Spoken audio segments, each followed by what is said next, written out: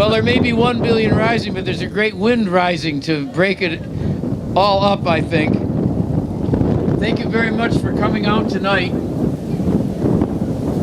The issue of 1 billion rising in Honolulu, of course, is in conjunction with a global mass movement to raise awareness of this epidemic of violence against women, and that's what this is about tonight. These numbers here this evening are being multiplied in region after region, area after area. Why? Because the phenomenon of rising against violence is taking place, in fact, in a mass movement around the world. We all know what the statistics are, but we know this as well, that these statistics that we're helping to make here this evening will be part of a movement to end the silence, and to start a dialogue, to do what we need to do to change the culture of violence that has been pervasive up till now. I want to thank the Hawaii State Coalition Against Domestic Violence, Housing Solutions, Parents and Children Together, PACT, Old Friends, renewing their commitment here this evening, the Joyful Heart Foundation, and the many other organizations that are here, all of us rising. Thank you for letting me participate, and I'm sure you found great joy in participating in Break the Chain.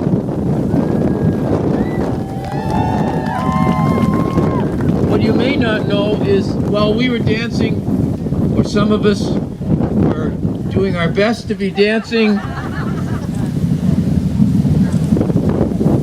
Break the Chain for 1 billion rising, that this was being performed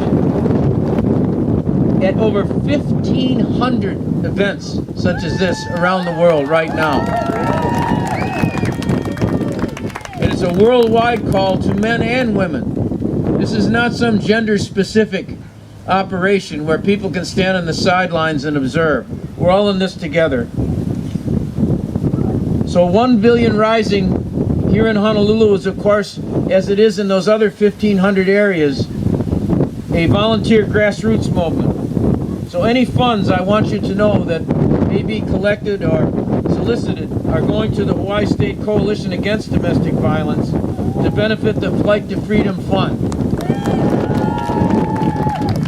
And for any of you who have been working with me over the years and with people like Debbie Shimizu and others and my staff who are here this evening, you know what that means in terms of shelters, in terms of giving a place for someone to go, not to escape from anything, but on a path towards freedom, on a path towards seeing to it that they can lead their lives in peace and in dignity.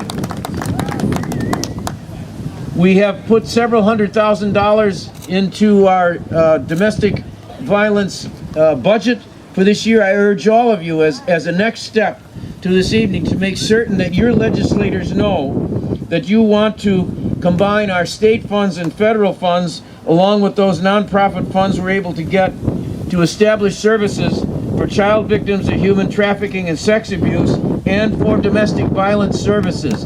That money is in there. We have the organizations. We know what to do. We know who can do it. Make sure that your legislator, make sure every one of you makes certain that the legislator in your area knows that you're supporting those funds coming through in this budget session.